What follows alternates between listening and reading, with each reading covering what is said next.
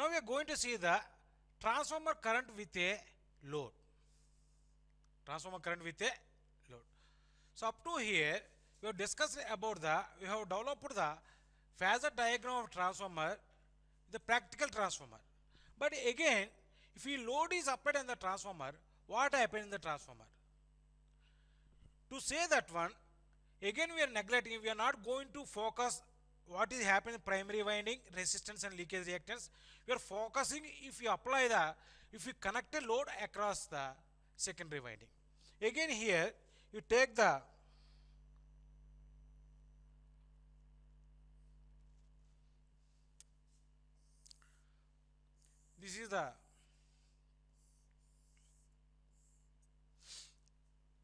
this is the core of a transformer.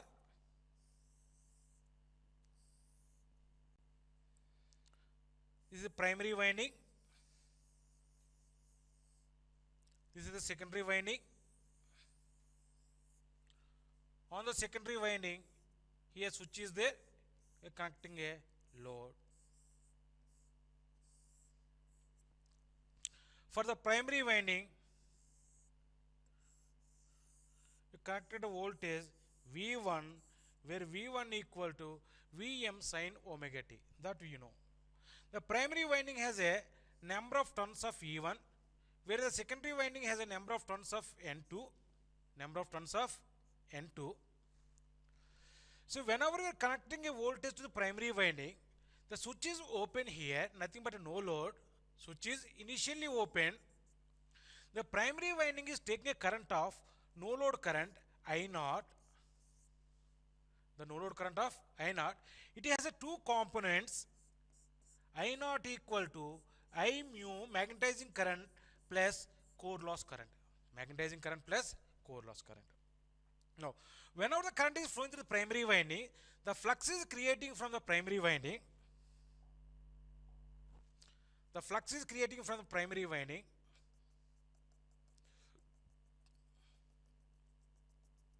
In this manner. This is the mutual flux. Mutual flux is a flux which is linking with the both windings. Both windings. Now this is nothing but a mutual flux. Mutual flux. The nature of this flux is sinusoidal. There is a rate of change of volt. The rate of change of flux linkage on the primary winding induces a voltage of E1. That here we are writing as a E1. That is self-induced voltage in primary winding. The same manner, the voltage will be induced in the secondary winding. That is E2. That is mutually induced voltage in a secondary winding. Mutually induced voltage in a secondary winding. Now, we are closing the switch. Now, we are closing the switch. So, whenever we are closing the switch here, now the circuit is closed. Once the circuit is closed, I2 current will be flowing in this manner. This is the I2 current. I2 is nothing but a current flowing in the secondary winding. So, when the I2 current is flowing in the secondary winding, there is a MMF created across the secondary winding, that is N2 I2. This is secondary MMF. Secondary MMF. Secondary MMF. This MMF is created at a secondary due to the I2 current. The I2 current is flowing due to the load connected across the secondary winding. So whenever the MMF is created secondary winding, the flux is created from the secondary winding, that is opposite to the very cause. Here in this case, very cause is that mutual flux. So this MMF is setting a current opposite to the mutual flux in this manner.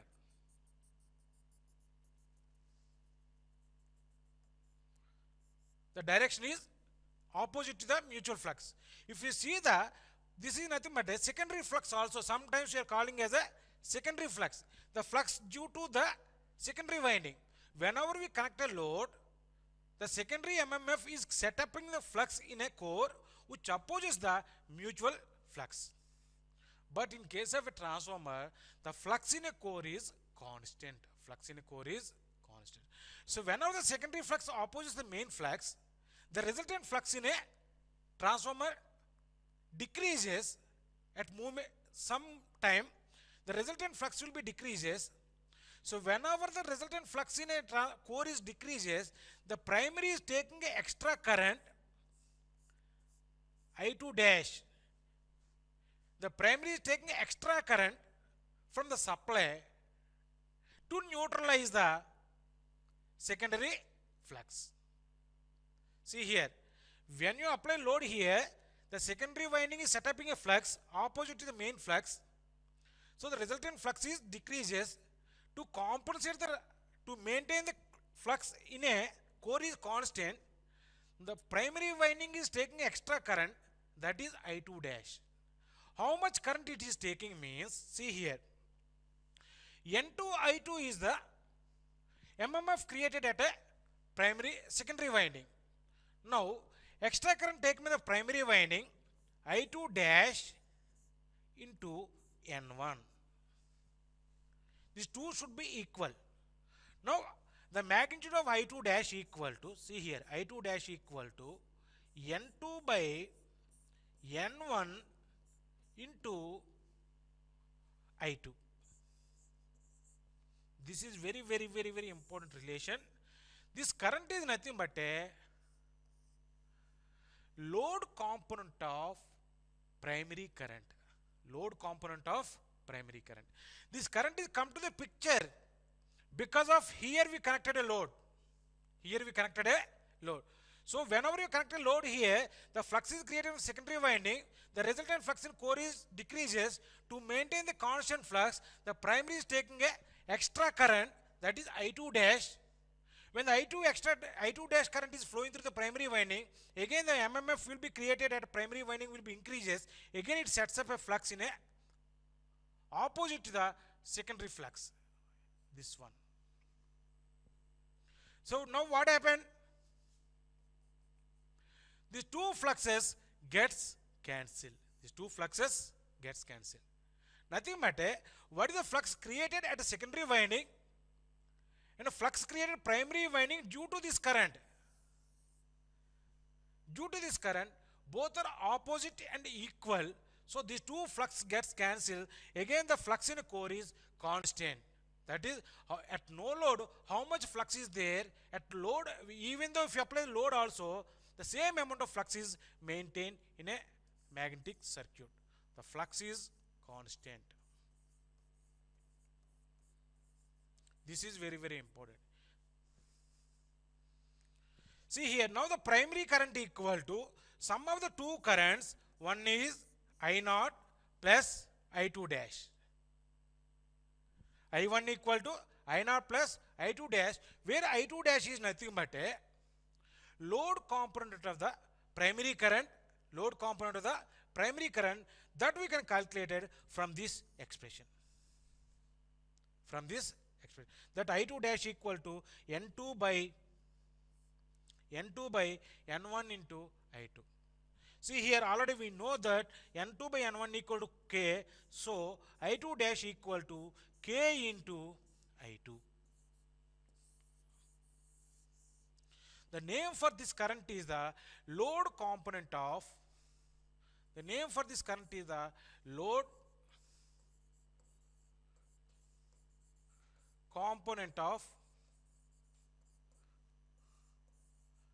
primary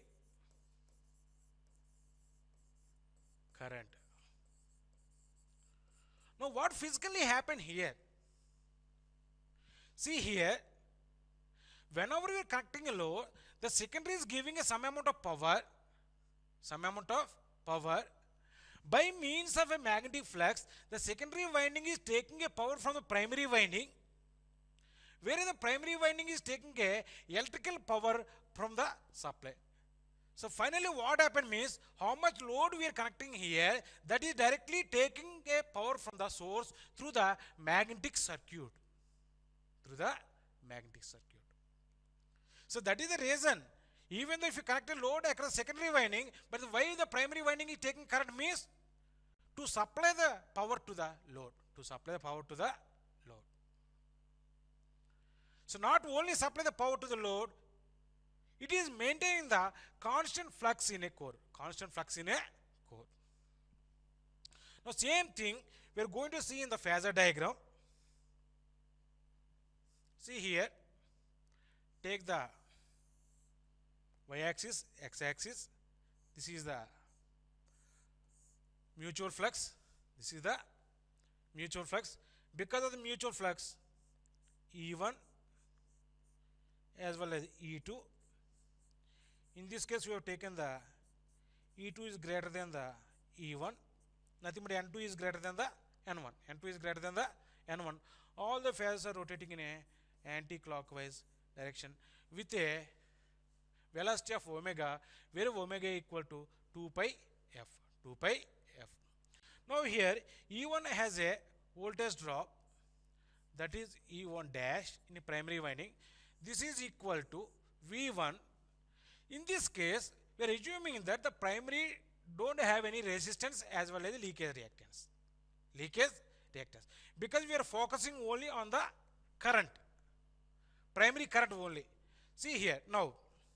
So whenever we are connecting a load here, I2 current, here we have taken the load as a inductive load. So I2 lags. This is I2. This is I2. I2 lags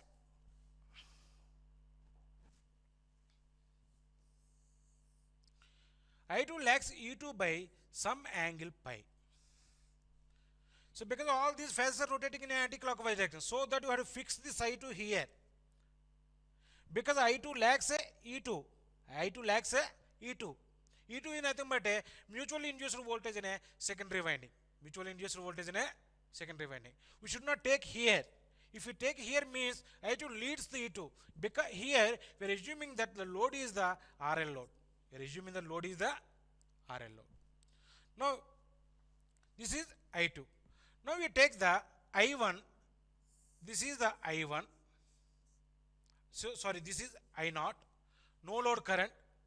This is the initial current. So if you are not applying any load on a transformer, how much current is taken by the I0? That is no load current. The angle between the V1 and I0 is pi naught. This is pi naught. Okay. This is I2. I2 is nothing but a secondary current, nothing but load current. Load current. So whenever we are applying a load across secondary, the secondary flux is set up, that is opposing the main flux. So the resultant flux in a core will be decreases. To compensate that one, the primary winding is taking a extra current. The primary winding is taking a extra current, that is I2 dash. That is I2 dash. Now here, this is I2. Now what is the phase, what is the relation between the I2 and I2 dash? Suppose if you take this is the core, I2 is magnetizing the core in this direction, I2 dash is magnetizing the opposite direction. Nothing but here, I2 in this direction means I2 dash here have to draw oppositely. This is I2 dash. So why you have taken the opposite to the I2 means I2 is magnetizing the core in one direction, whereas the I2 dash is magnetizing the core in opposite direction. Both gets neutralized. Both gets neutralized. So here the direction for the I2 dash is opposite to the I2, just opposite. But the magnitude of the I2 is equal to this one. How much length you have to maintain this phasor? That is depending upon the number of turns in secondary winding and primary winding and the magnitude of a secondary current, nothing but a load current. Nothing but a load current. Now, once you got the I2, now we are going to find out the I1. I1 is nothing but a phasor sum of these two.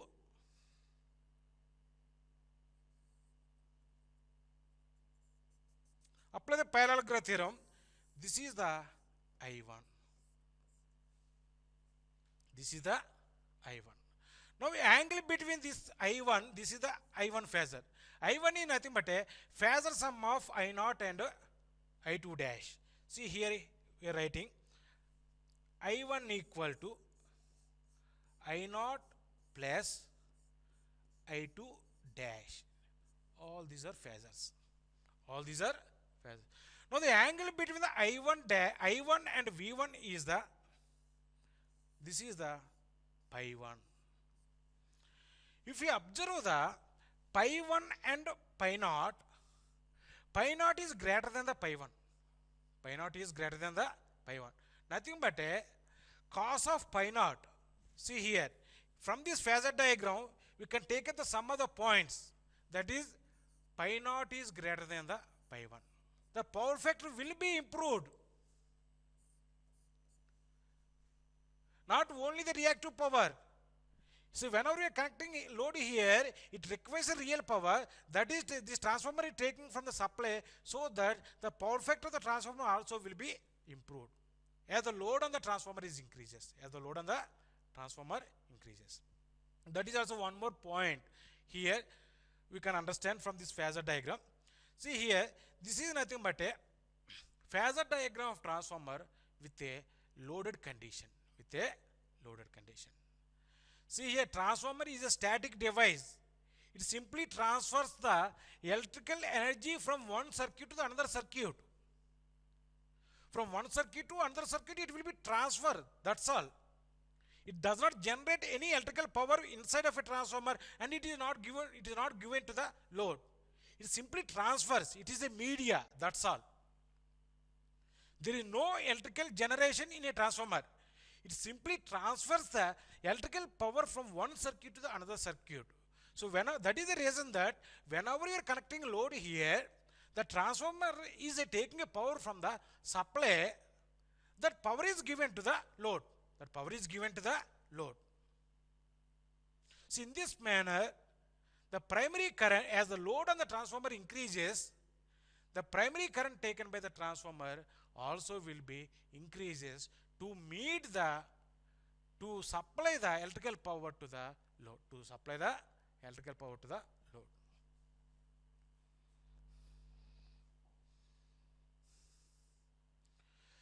Same thing here we are showing here the phasor diagram of a transformer. This is E1. See, first we have taken the pi. This is E1. This is E2. The angle between these two are the 90 degrees. All these phasors are rotating in anti-clockwise direction. This is I0. I0. No load current. The angle between the V1 and I0 is pi naught. Here we mentioned here. I2 dash is nothing but we connected load. So I2 lags E2 by some angle pi 2. Some angle pi 2, because we are assuming that whatever the load we connected across a transformer is a inductive load.